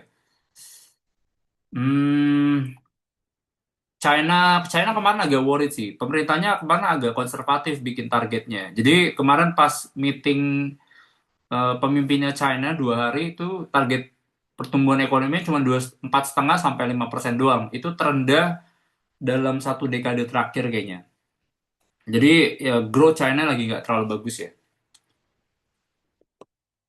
Inflasi kita kemarin lumayan tinggi, ini 4,8%. Core inflasi kita juga naik 2,6%. Nah ini yang agak worried juga bisa nahan dari sisi potensi penurunan suku bunga ya. Nah ini sedikit aja, Java laporan keuangan bagus. Laporan keuangan bagus, top line-nya cakep, bawahnya juga cakep, di atas ekspektasi juga. Saya masih positif gitu ya, kelihatan nih harga broilernya stabil, 22.000. Karena MBG juga menurut saya masih masih intact ya. Kayaknya Pak Prabowo juga masih bakal fokus di sini. eh, MBG itu bisa kontribusi sekitar seperempat dari permintaan ayam ya di tahun 2025 kemarin. Jadi ini struktural signifikan. Walaupun orang ada concern kalau misalnya Pak kemarin kan kita Danantara bakal masuk, Danantara kan bakal masuk ke bisnis peternakan buat jaga harganya. Kelihatan Pak, mereka lagi pada naikin import GPS-nya, namanya Great Parent Stock-nya. Cuman itu yang saya selalu cerita ya. Ini nggak langsung kelihatan, ke harga broiler tuh langsung bakal pada turun karena supply-nya banyak. Karena dari ayam yang parent, grand parent itu sampai jadi ayam broiler itu masih butuh 78 minggu. Jadi relatively aman sih. Saya masih suka ya, Java Bapak Ibu saya masih suka. Kita buy target harganya 3.200 ya. Roti ntar dulu laporan keuangannya nggak terlalu bagus, jelek ya Bapak Ibu ya. Kelihatan kalau kita ngeliat dari bisnisnya itu yang kayak white breadnya kena, segmen yang roti manisnya juga nggak kemana-mana. Cuman yang satu yang paling PR itu tuh salah satu proxy yang saya pakai itu buat lihat roti itu selalu namanya return rate. Jadi intinya barang ditaruh di shelf, dia balik lagi ke company-nya, itu namanya return rate. Naruh 100 balik 10 gitu ya, atau naruh 100 balik 15 itu namanya berarti 15%. Kalau 10 tadi 10%. Nah, return rate company itu pernah bagus gitu ya, dia cakep gitu ya. Jadi cuman 10% doang yang balik. Sekarang return rate company-nya itu sampai 20%. Nah, jadi itu yang saya lihat, aduh, ini kayaknya agak agak hati-hati dulu deh. Makanya saya nggak mau terlalu ini ya buat ke roti, kayaknya nanti dulu. Excel ya, saya telco sih lagi nggak pegang dulu ya. Telco, Telkom, Excel, Indosat, Domestic Play. Kemarin juga kalau lihat itu earnings-nya nggak terlalu bagus ya Bapak Ibu ya. Cuman kemarin EBITDA-nya inline, ARPU-nya itu sedikit lebih rendah. Saya nggak ini sih, kalau EBITDA saya nggak terlalu favor. Sorry, Excel saya nggak terlalu favor. Kalau misal di telco saya lebih prefer sekarang ke Indosat masih ya. Jadi itu karena kinerjanya pertama saya lihat nih lebih dibandingkan Indosat sama Telkom kayaknya lebih lebih lambat ya. Jadi itu saya sebenarnya masih agak hati-hati aja. Jasa Marga nggak dulu, ntar dulu. Ini laporan keuangannya nggak terlalu bagus juga, labanya lumayan turun. Kelihatan yang saya selalu cerita juga bahwa kalau kita ngomongin dari sisi traffic itu nggak kemana-mana ya. Jadi kalau kita lihat itu kan sebenarnya kelihatan nih bahwa traffic yang di tol-tol yang udah mature itu negatif 0,1%. Total traffic itu cuma naik 0,4%. Jadi flat. Di level trafficnya aja flat gitu ya. Paling kan nanti revenue-nya muncul dari kenaikan harga. Nah, pertanyaan adalah total traffic ini masih bisa naik apa turun gitu ya. Saya lihat sih harusnya dengan adanya tren public transport itu pelan-pelan sebenarnya traffic yang di major itu tuh udah turun gitu ya. Nah, jadi itu saya sebenarnya masih agak hati-hati sih. Kayaknya nggak dulu ya kalau buat jasa marga ya. Saya masih hold dulu target price-nya di 3.400 ya. Oke, Bapak Ibu, mungkin ini dulu kita ke Q&A kali ya. Hmm,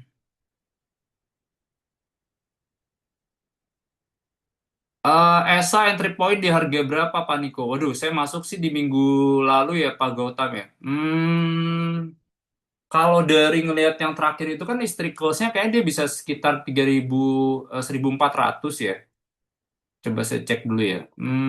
Sebenarnya sih kalau entry point di harga sekarang menurut saya sih masih oke. Cuman ini harus pakai pendekatan teknikal sih Pak. Saya pribadi sih sebenarnya masuknya biasanya tuh selalu masuk dikit gitu ya. Nanti kalau kayak confirm harganya naik lagi, saya bisa tambahin.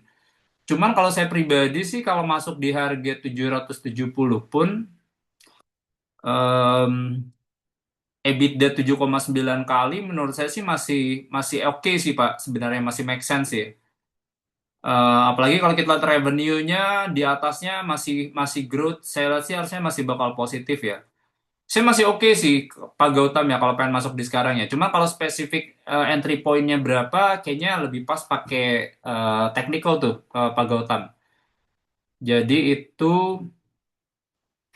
Pak Randy, eh, Pak, portofolio alokasi Paniko saat ini gimana Pak? Cash buffer apakah masih besar? Saya tuh 60% Pak. Jadi ini emang saya pecah-pecah ya. Saya tuh biasanya dari yang network saya tuh saya udah sisihin buat ke saham ini segini biasanya.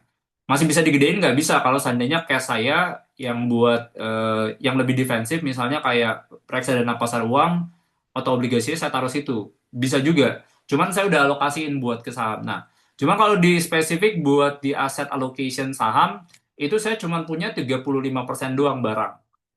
Jadi dan barang itu pun konsentrasinya cuma tiga gitu ya. Itu tadi saya bilang tuh cuma ada ya ini saya belak-belakan aja ya. Cuman jangan diikutin ya. Saya cuma ada Merdeka, ada emas sama ada Elnusa. Itu tiga aset yang sebenarnya saya lumayan heavy sekarang. Cuman saya lagi coba pantau ya. Itu yang paling gede. Cuman ada beberapa tuh yang exposure batu bara tuh ada ADI, ada ESA, saya juga lagi pelan-pelan lagi gedein gitu ya. Cuman itu aja sih isinya ya. Cuman emang itu potensi turunnya masih bisa nggak Pak? Kenapa nggak cash aja? Ya kita nggak tahu juga sih. Kadang namanya market timing tuh susah gitu ya. Kita nggak tahu, kita nggak bisa beli harga barang tuh paling murah. Kita nggak bisa jual barang tuh paling mahal gitu. Jadi yang saya lakukan tuh kalau misalnya marketnya turun, ya saya tambahin lagi biasanya. Pelan-pelan tuh saya naikin tuh. Kemarin cicil-cicil lagi naikin aset alokasi 2,5% gitu ya. Belanja lagi 2,5%. Kalau gitu saya sih Pak Randy. Jadi masih lumayan konservatif dulu ya kalau saya lihat sih. Apalagi marketnya mungkin bulan minggu depan masih bisa turun ya. Cuman itu kalau misalnya marketnya turun, yang bakal kena tuh biasanya tipikal yang beta play. Beta play itu artinya kalau misalnya marketnya turun, dia turunnya bisa lebih dalam atau turunnya sama. Nah itu yang saya agak hindari tuh. Banking, consumer, telco, yang big caps yang bobotnya gede. Cuman yang modelnya cyclical play commodity, kadang dia tuh nggak terlalu apa ya, korelasinya tuh sedikit beda sama ISG-nya. Nah, itu yang saya sebenarnya lihatnya, oh kayaknya ini lebih lebih ini ya, lebih lebih favor sebenarnya. Jadi itu Pak Niko materinya bisa di full screen, tadi udah full screen kayaknya ya. Eh, Om atau tadi mungkin nggak full screen ya. Oke, nanti Pak Deddy saya coba cek ya. Kalau misalnya nanti next week-nya saya coba full screen ya. Pak, Wifi turun terus gimana pendapat Bapak? Cuman ini sih Pak Ali ya, saya tuh biasanya sama ada asetnya si Wifi ya sebelumnya. Cuman kemarin tuh saya benar-benar lepas gitu ya. Saya nggak mau ada exposure yang ibaratnya kayak typical domestic play yang lagi nggak ada ceritanya, maksudnya related eh, ke globalsnya ya, maksudnya tadi ya kan global play-nya kan sekarang kita lihat tuh gold related kan, itu kelihatan sih. Kayak contohnya kita ngomongin ETF yang punyanya si Vancek itu GDX, itu trennya naik terus. Jadi struktural gold ini saya lihat sih masih menarik tuh Pak. Makanya saya nggak, aduh nanti dulu deh, mendingan kayak oil sama energi aja. Kalau lokal-lokal tuh pasti bakal bakal kena semua sih. Mau market atau company-nya sejago apapun, kalau misalnya marketnya turun, pasti biasanya umumnya pasti bakal kena. Ya, seperti itu sih. Namanya kalau kita lihat kan tesisnya perang tuh selalu seperti itu sih. Cuman kalau misalnya buat company-nya, ini sebenarnya kalau kita melihat dari kayak konsensus analis di Bloomberg pun, Wifi tuh target harganya tuh sekitar 3.000 4.000-an. Jadi sebenarnya masih menarik. Apalagi nanti kalau kita ngelihat tahun 2026 ini internet rakyatnya kan jalan. Jadi pelan-pelan tuh dari revenue-nya tiap kuartalnya tuh bakal kelihatan tuh Pak Ali ya. Itu revenue tuh bakal bakal kelihatan. Jadi harusnya sih bakal positif ya.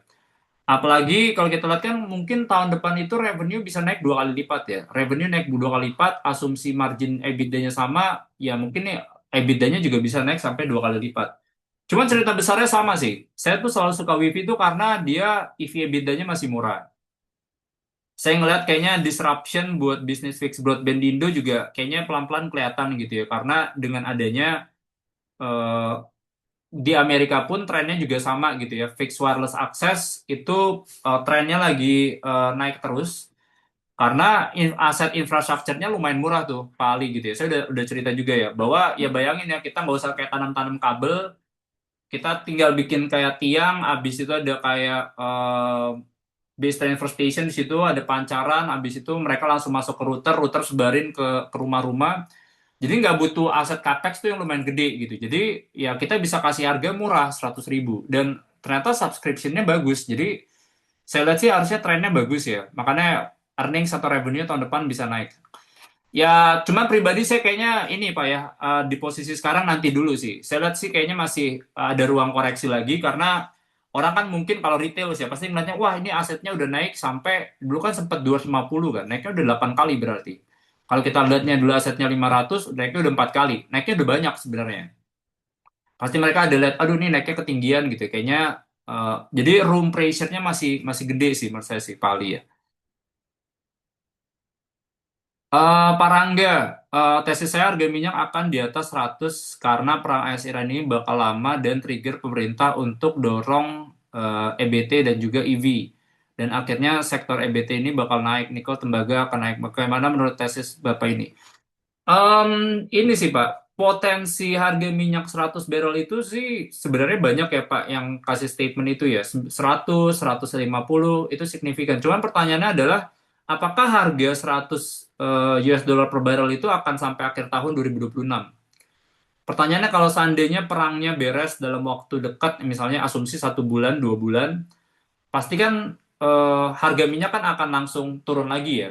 Karena nanti skenarionya US bakal kontrol aset-asetnya Iran. Iran itu produksinya itu sekitar 3,3% ya. Dan mereka pasti itu bakal kayak limited tuh. Barang ke China itu mereka bakal kayak kurangin. Jadi ketika nanti itu perang beres, pasti harga minyaknya itu bakal turun lagi sih. Nah, jadi saya ngelihat kayaknya secara cyclical harusnya bisa possibility ke 100 ada. Cuma secara struktural saya nggak ngelihat harga US minyak 100 dolar per barrel itu bakal sustain sampai akhir tahun sih, Pak Rangga ya. Jadi itu ya, karena mungkin ceritanya selalu sama sih, bahwa kalau posisi sekarang itu kan permintaan buat minyak itu tuh cuma 104 juta barrels per 1 hari. Supply-nya itu 106. Nah, pertanyaannya adalah yang bikin struktural itu selalu yang namanya demand. Demand ini mau kemana nih? Kalau demand-nya masih di situ-situ aja, harusnya sih nggak akan bisa sustain ya harganya ya. Paling kan kayak 100 kan posisi tadi kan supply-nya 106 kan. Hilang dari Hormuz misalnya 80. Habis itu kemarin dari aduh siapa ya kemarin ya yang ada Iran barangnya hilang misalnya sekitar 3 juta. Nah, itu paling itu aja. Cuman kalau nanti misalnya Hormuznya beres, ini kan supply-nya muncul lagi. Irannya muncul lagi 3 juta. Nah, jadi sebenarnya balik lagi ke struktural yang awal lagi sih. Itu sih kalau dari perspektif saya ya, Pak Rangga ya. Jadi pure cyclical aja sih, pure noise aja sih. EBT dan EV bakal naik. EBT sih kalau energi baru terbarukan itu kalau kita ngeliat data yang dari PLN emang bakal digenjot sih, Pak Rangga ya. Kelihatan juga bahwa kayak ke depannya itu PLTU itu base-nya akan lebih banyak di gas dibandingkan batu bara. Itu udah kelihatan gitu ya. Alokasi buat energi baru pun range-nya sekarang antara 30 sampai 35%. Pemerintah pun juga genjot gitu ya, maksudnya buat yang hydro, solar panel gitu. Jadi itu sebenarnya udah tren EBT ini memang udah kelihatan sih, Parangga ya. Cuman emang emang sebenarnya kalau ngomongin EBT di Indo itu masih masih belajar ya, di tahap belajar gitu ya. Karena kalau misalnya kita pure operatornya masih belum terlalu paham, ini mungkin investmentnya bisa rugi. Karena IRR-nya tuh kalau kita ngomongin geothermal aja cuma sekitar 10%, 11%. Jadi kalau misalnya cost mereka mahal, suku bunganya naik, nah ini bisnis EBT ini bakal kena nih. Karena IRR-nya masih pada sedikit-sedikit sih Pak, 10%, 11% gitu. Jadi masih tahap-tahap belajar sih. EV EV bakal naik sih sebenarnya ya. Saya lihat sih sebenarnya kalau EV adoption harusnya sih bakal trennya bakal ke situ ya. Apalagi kalau harga minyaknya bakal naik ya. Cuma PR gini sih, kalau seandainya kemarin kan kita ada perjanjian US sama Cina kan. Nah, cuma tuh salah satu isi perjanjian itu adalah masalah blacklist. Jadi kalau seandainya US nge-blacklist Cina, mobil listrik, Indo nggak boleh ikutan. Kalau ikut perjanjian itu dan Pak Prabowo comply ya. Nah, berarti artinya, wah, ini yang mobil-mobil Cina, yang model BYD, Geely, Jayco, Chery, nah itu udah nggak bisa masuk Indo tuh. Nah, itu yang saya coba, waduh, ini agak agak hati-hati sih.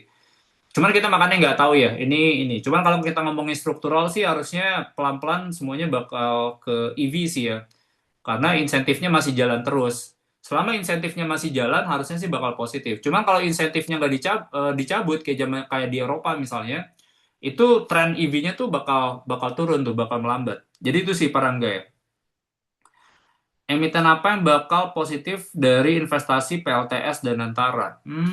Pembangkit listrik tenaga surya ya. Sebenarnya tuh semua banyak lah yang punya exposure ke PLTS ya. PTBA punya PLTS gitu ya, cuman nggak terlalu signifikan ya kontribusinya. Mereka tuh waktu itu kita visit di tol Bali Mandara, jadi di sepanjang jalan tolnya itu dipasang tuh Pak pembangkit listrik tenaga surya. Cuman benar-benar bukan buat jualan ke PLN sih, maksudnya buat ESG-nya aja. Cuman kalau yang heavy ke PLTS, Pertamina Geothermal itu pelan-pelan juga mau ke PLTS ya. Mereka kan lagi gedein geothermal, cuma mereka pelan-pelan lagi coba lihat alternatif energi yang lain. PLTS, hydro, mereka mau ke situ. CDIA juga saya dengar-dengar dia juga lagi expand ke energi baru itu PLTS. Jadi itu sih yang sebenarnya bakal invest. Cuma agak hati-hati ya, PLTS nih sebenarnya kalau buat di Indo agak susah sebenarnya. Bukan susah ya, karena gini, investmentnya tuh lebih mahal sih Pak, PLTS ini. Bukan lebih mahal, investmentnya mahal. Karena selain kita butuh panel suryanya itu tadi, dia kan tipikalnya tuh bukan yang kayak apa ya, kayak geothermal itu kan uap, air tembak ke dalam gitu ya, muncul uap, uap gerakin turbin. Itu kan bisa 24 jam. PLTS ini kan ada kayak istilahnya tuh kayak ada siang dan malam, jadi butuh storage.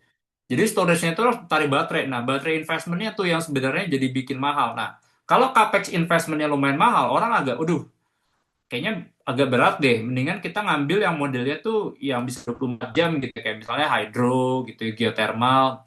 Nah, sama PLTS itu tuh butuh space tuh lumayan gede. Nah, berarti kan kalau artinya kita butuh ada additional buat yang namanya tuh rental cost gitu ya, buat tanah misalnya. Nah, jadi itu sih sebenarnya PLTS ya. Makanya kalau misalnya di Indo sih yang lagi gencar sih sekarang rata-rata banyak yang ke hydro sih Pak ya. Hydro, geothermal itu yang lebih lebih kelihatan sih angkanya. PTRO kenapa target Bloomberg-nya masih tinggi ya Pak? Apakah itu target lama yang belum direvisi? Iya Pak, itu target lama yang belum direvisi dan ada satu dua sekuritas yang kayaknya targetnya outlier gitu ya. Jadi ke drag up ke atas tuh. Jadi ya aduh. Cuma saya sih enggak sih. Saya kalau Petro kayaknya enggak dulu sih. Belum direvisi sih Pak itu Pak. Um, Pak Deddy, apa yang menyebabkan aman kurang menarik Pak? Bagaimana valuasinya sekarang udah turun? Saya emang gini sih Pak Deddy ya. Saya tuh jadi si Aman ini kan bisnisnya tembaga sebenarnya. Bisnis tembaga di Indo tuh kayaknya agak berat ya. Karena saya terakhir juga baru ketemu sih sama Aman yang minggu lalu ya. Simpelnya gini sih. Kalau misalnya tembaga ini kan ada yang kayak namanya biji tembaga, habis itu dari koper konsentrat jadi koper katoda. Nah, kalau dari misalnya biji tembaga kita olah jadi koper konsentrat, kita tuh bisa jual asetnya langsung. Harganya berapa, Pak? 90% lah dibandingkan sama harga benchmarknya. Oke, masih oke. Cuman mereka diminta lagi buat jadiin koper konsentrat itu jadi namanya koper katoda. Oh, naik harganya naik dong, Pak. Iya, benar bisa naik. Dari 90% jadi 100%. Jadi benchmark price harganya 100%. Cuma mereka invest banyak kan, Pak. Cuman dapat incremental value itu sekitar 5 sampai 10% itu tuh doang. Nah, jadi kayak waduh. Jadi kalau mereka ini pun aduh ya cuman mandatorinya ya. Mereka tuh kalau misalnya nggak kerjain itu, mereka nggak bisa jualan si biji tembaganya keluar. Jadi itu yang sebenarnya saya agak-agak nggak terlalu ini ya. Maksudnya kalau di Indonesia kok kayaknya agak-agak berat. Walaupun kalau kita ngomongin tembaga ini kan sebenarnya tren sampai 2030 lah ya, at least gitu ya. Itu bakal defisit. Defisit itu artinya banyakkan permintaan dibandingkan penawaran ya. Karena bikin tembaga itu susah gitu ya. Pertama infranya susah, daerah-daerah tambang-tambang tembaga itu lumayan jauh-jauh gitu ya. Habis itu tembaga itu tuh demand-nya banyak gitu ya. Kalau kita ngomongin perang, paling dipakai banyak tuh pasti tembaga. Bukan timah, bukan nikel. Karena tembaga tuh wiring system kan, kabel. Nah, jadi itu pasti banyak yang make. Buat ngomongin energi baru ada, buat EV ada. Demand tuh pasti bagus. Nah, cuman pertanyaan itu ya, maksudnya karena investment itu tadi. Nah, cuman ini pertanyaan gini sih, kan aman itu kan udah ada concern itu kan, makanya share price-nya nggak kemana-mana. Cuman mereka udah lewatin cycle itu. Jadi saya lihat sih sebenarnya belanja, kan mereka kemarin kan rugi kan, berapa tahun kan mereka rugi. Nah, karena mereka ada capex cycle yang mereka lagi keluarin buat smelter itu tadi, ada amortisasi, ada kapitalisasi bunga. Bunganya kan mereka harus bayarin kan. Nah, kalau misalnya fasenya udah lewat, tinggal kapan nih mereka ngeruknya. Nah, ini harusnya angkanya kelihatan di tahun ini ya, 2026. Jadi harusnya sih ya di harga sekarang sih bisa lebih atraktif ya. Cuman coba pelan-pelan nih. Nanti kalau tiba-tiba mereka loss lagi karena ada maintenance, nah ini PR sih. Cuman kalau saya sih lihatnya aman harusnya di kuartal keempat laporan keuangan bakal bagus, 2026 bakal bagus. Goto, Goto ya, Goto ntar dulu deh kayaknya Pak Andika ya. Karena gini sih, Goto tuh kan bisnisnya tiga, ada ride hailing, ada yang financial, sama satu tuh dia yang ada e-commerce-nya. E-commerce-nya mungkin udah nggak terlalu signifikan lah ya, karena mereka cuma dapat sekitar 0,24% dari transaction-nya si TikTok. Jadi nggak signifikan. Cuma mereka punya sekitar 24% dari equity investmentnya di TikTok gitu. Jadi mereka dapat profit, cuma dari transaksi mereka dapat direct juga dari situ. Jadi cuman nggak terlalu signifikan. Nah, paling gede itu sekarang mereka ride hailing sama financial services. Nah, ride hailing ini bisnisnya sebenarnya menarik.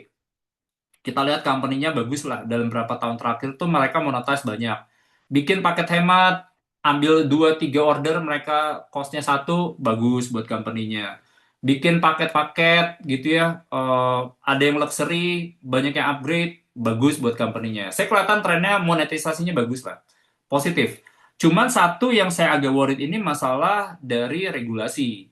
Kemarin kan ada statement bahwa pemerintah itu melihat, wah ini platform ngambil terlalu banyak nih ke GoTo. 20% mereka ambilnya. Jadi ibaratnya kalau kita dapat tarif 100 ribu, 20 ribu dimakan driver, 80 ribu, 80 ribu ke driver, 20 ribunya ke aplikasi. Mereka kan gede amat. Kenapa nggak 10% aja? Wah, kalau seandainya 10% mereka dikenakan regulasi nanti jadi seperti itu, wah itu susah tuh Pak. Bisnisnya bisa dibilang tuh udah nggak make money, udah berat. Jadi resiko regulasinya nih lagi banyak yang digodok sih di atas ya. Walaupun menarik ya, trennya menarik. Cuman itu yang saya sebenarnya, aduh, kalau misalnya nanti kena, kayaknya pemerintah kok kayaknya nggak suka sih sama bisnis platform. Jadi itu yang jadi concern.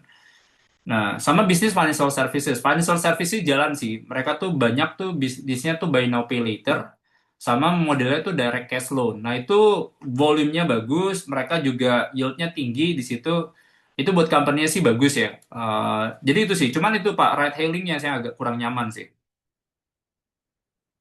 Pak Niko udah ada info mengenai Apex. Waduh, Apex belum nih, Pak. Nanti ya, Pak. Coba saya coba liatin ya. Apex. Coba saya liatin. Ini minyak gas dan batu bara. Belum sih, Pak ya. Nanti saya coba liatin ya, Pak. Terlihat menarik sih sekilas ya. Earnings-nya. Coba saya coba pelajarin ya, Pak. Saya kayaknya belum belum ini nih, belum go through ya. Saya kemis nih bagian ini. Izin ya Pak Boyko ya, saya nanti pelajarin lagi soal Apex ya. Nanti saya coba arrange ketemu sama company-nya deh. Pak Kris, metal mining Indonesia bakal tambah demand 5-10 tahun ke depan dan metal apa aja? Demand, demand sih kalau misalnya di ini paling kelihatan banget sih tembaga ya. Cuman banyak kalau harga harga metal mining ini naik tuh rata-rata banyak kena di supply shock-nya aja sih, Pak Kris ya.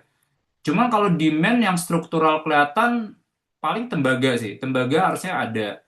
Timah, timah tuh paling gede sebenarnya ngambil China. China cuman kan growth-nya lagi nggak terlalu melemah. Cuman harga timah ini naik pure karena ya masalah illegal mining. Karena di illegal mining itu tuh di Indonesia tuh significance. Cuman udah diberesin kan pemerintah udah kelihatan kelihatan productionnya tinsnya pun per bulan pun udah kelihatan ada kenaikan. Karena si illegal mining ini caranya nggak langsung ditangkap-tangkepin lah. Mereka intinya kasih insentif dulu. Kalian, dibanding kalian saya penjara, mendingan kalian kalau punya tambang ilegal jual aja ke koperasi. Nanti ketika mereka jual ke koperasi, si Timah beli dari koperasi. Harganya lebih tinggi dong Pak, lebih mahal. Iya, cuman at least mereka nggak jualan direct langsung keluar gitu. Jadi ilegalnya tuh beres gitu ya. Nah, itu yang sebenarnya bakal kelihatan. Supply kan yang berarti kan jadi kan nggak terlalu muncul kan, harganya jadi bagus. Cuman kalau demand sih harusnya nggak kemana-mana ya. Tembaga sih yang lebih struktural tuh sebenarnya tembaga. Kalau ya paling itu sih ya, Pak Kris ya. Nah, cuman kalau misalnya dari posisi sekarang, ya tadi tuh misalnya kenapa harga komoditi naik. Batu bara cut RKB 790 ke 600 juta ton. Nikel cut RKB 389 jadi 250 juta ton.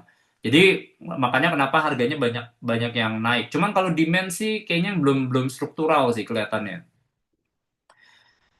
Pak Luki, mana lebih kuat pengaruhnya gold antara the Fed kemungkinan naikin suku bunga akibat inflasi oil atau tensi geopolitik? Kalau tensi ya, tensi sih harusnya selalu jadi sentimen ya. Pasti dampaknya akan lebih rendah sih. Pure sebenarnya tensi geopolitik, orang melihatnya, aduh takut nih, volatility masih lumayan tinggi. Pasti yang beli rata-rata ya retail gitu ya maksudnya. Kalau ibaratnya buat ke orang-orang consumer pakai, udah deh, harga emas pasti bakal naik gitu ya. Itu yang sentimen play, sentimen komoditi. Cuman kalau struktural yang kayak misalnya The Fed gitu ya, atau bank sentral itu menurut saya sih lebih lebih struktural sih Pak. Temanya itu sih. Cuma emang ada kekhawatiran gitu ya. Wah, nih suku bunga bakal naik misalnya, terus habis itu gold ini kan akan lebih menarik kalau seandainya indeks dolar turun terus. Sekarang kan indeks dolar naik terus gitu ya. Jadi orang melihatnya atraktifnya jadi sedikit berkurang. Cuman itu ya, itu saya lihat sih sebenarnya kan kayak pure noise-nya aja ya. Cuman kalau kita ngelihat dari secara data bulanan, itu saya kemarin dapat data menarik sih. Jadi cadangan devisa dari bank sentral gitu, kalau kita ngeliat dalam berapa tahun ini, bank sentral di dunia itu terbesar dalam berapa tahun terakhir ya, 10 tahun apa berapa tahun terakhir. Jadi kelihatan struktural demand-nya tuh ada di situ. Jadi itu sih, apakah pertanyaan satu nih, apakah bank sentral itu bakal beli emas nggak? Kalau seandainya misalnya dolar indeksnya itu lagi naik atau suku bunganya lagi naik, masih tetap beli menurut saya. Karena mereka lagi pengen coba ngurangin exposure dari si US Treasury-nya itu tadi. Karena yaitu pertama adalah ada masalah utang jatuh tempo. Utang jatuh tempo 7 triliun, US bakal print uang, itu menurut kita jadi resiko. Jadi secara strukturalnya mereka kayaknya lebih beresiko pegang US Treasury deh dibanding mereka pegang goldnya itu tadi. Cuma pure ini benar-benar short term ya. Kenapa harga gold juga koreksi itu pure short term aja. Ada beberapa yang berpikir sebaliknya gitu ya. Cuma secara struktural sih saya lihat harusnya gold masih intact ya. Kenapa masih hold MDKA Pak? Sedangkan nikel lagi turun akibat revisi RKB. Revisi RKB itu harusnya buat ke harga nikelnya bagus sih Pak. Cuman nih saya nggak tahu nih. Saya kemarin tuh Merdeka dipangkas atau enggak sebenarnya RKB-nya. Cuman yang paling untung tuh kalau seandainya emitennya nggak dipangkas RKB, cuman harga nikelnya naik gitu ya. Kenapa saya pegang nikel MDKA? MDKA tuh saya lihat tahun 2026 ini turnaround. Karena 3 tahun tuh dia rugi kan. Dia tiap 3 tahun dia rugi. 2026 tuh saya ekspektasi itu bakal positif gitu. Jadi buat MDKA saya punya cerita yang positif. Cuman yang kedua adalah saya suka exposure indirectnya ke gold sih. Jadi itu yang saya lihat juga bakal positif. Jadi mereka ada nickel related, mereka ada gold related gitu. Jadi kayaknya lebih diverse sih. Cuman kalau misalnya ngomongin weighting, emang sebenarnya nggak segede yang direct exposure-nya kayak emas gitu ya. Kalau mereka yang pure play emasnya. Jadi saya conviction-nya nggak setinggi itulah maksudnya. Jadi kalau gold related, saya tuh lebih lebih pede sih, Pak Luki ya. Pak Yono, apakah inflation shock ketika tahun 1970? Kira-kira aset apa yang bakal perform di kondisi seperti itu? Selalu ya, kalau inflasi ini naik tuh yang hedging buat inflasi itu biasanya komoditi sih, Pak Yono ya. Karena harga-harga komoditi itu bakal naik ya. Apakah bakal inflation shock? Wah ini saya harus coba cermatin sih. Kita akan mengacunya ke tensi sebenarnya Pak. Perangnya bakal lanjut atau enggak? Kalau saya lihat sih sebenarnya masih bakal panjang ya. Cuman kayaknya nggak akan se-ekstrim 1970. Cuman nanti saya coba liatin deh Pak. Ini bakal mirip apa enggak. Cuman kayaknya my view kayaknya enggak sih harusnya ya. Mungkin ini akan ya I don't know ya. Sini masih asumsi ya. Mungkin kayak sekitar 1 sampai 2 bulan kali ya. Ini ini masih masih spekulasi sih Pak kalau dari sisi saya. Pak Yosef, kira-kira ada info Intel mungkin? Waduh, kira-kira selesai kapan Middle East? Waduh, ini saya nggak tahu juga nih Pak intelnya. Saya nggak dekat sama US, nggak dekat sama Israel gitu ya. Kira-kira perkiraan koreksi rating MSCI kapan supaya highlight di kalender? Kalau MSCI sih nanti announcement-nya kan bulan Mei ya. Cuman so far ya, saya sih intinya tesisnya masih sama. Kemarin kan ada disclosure yang 1% kan. Nanti pelan-pelan bertahap itu yang akan diumumkan masalah free float. Itu kalau nggak salah akhir Maret ini. Sama UBO terkait bentuknya modelnya namanya kayak concentration list. Itu kayaknya saya lupa deh minggu kedua Maret apa minggu ketiga Maret itu bakal diumumin. Cuman tiga itu shareholder concentration list yang kayak waktu itu dibikin MSCI di Hong Kong bakal di disclose harusnya bakal positif. Terus yang kedua masalah kayak dari sisi free float adjustment nanti di announce di akhir bulan harusnya bakal positif. Jadi tesis besarnya pemerintah gercep, pemerintah beresin ini serius dan saya lihat harusnya MSCI bakal appreciate. Jadi kalau saya sih selalu sama bilang kita nggak akan di downgrade ke frontier market, cuman kemungkinan besar adalah bobot kita akan turun. Kalau bobot kita turun, berarti artinya akan ada potensi outflow khususnya saham-saham yang ada di MSCI. Siapa aja? BCA paling gede 22%, ada Mandiri, ada BRI, ada Astra, ada UT, ada Brand, ada BRMS, itu yang gede-gede ya. Ada sekitar 28 company kalau salah. Jadi itu sih Pak Joseph itu tuh nanti di bulan Mei ya. Saya cuma nggak tahu nih, lupa exact Mei-nya tuh bulan apa ya. Oke, Bapak Ibu, mungkin itu aja buat di hari ini. Terima kasih buat sesinya di hari ini. Selalu ingat Bapak Ibu ya, yang saya sampaikan atau saham yang saya punya itu cuma my perspektif, jangan disamain, jangan diplek-plek. Tetap dilakukan Bapak Ibu researchnya masing-masing. Anggap aja kita teman berantem, saya nggak selalu benar. Anggap aja kita sharing perspektif ya, Bapak Ibu ya. Semoga bermanfaat sesinya di hari ini. Have a nice weekend semuanya. Terima kasih. Makasih banyak ya Pak Boyke, Pak Didi, Pak Luki, Pak Gotam, thank you so much. Pak Hadi, Pak Cendi, Pak Andromeda, Bu Vera, Pak Joseph, Bu Yanti, makasih banyak ya semuanya. Bu Eni juga makasih banyak, Pak Johannes makasih banyak. Oke, Bapak Ibu semua, saya izin live ya. Pak Tirto, Pak Riki juga makasih banyak ya Pak. Pak Yonal Ali juga makasih banyak. Izin ya semuanya, izin live ya.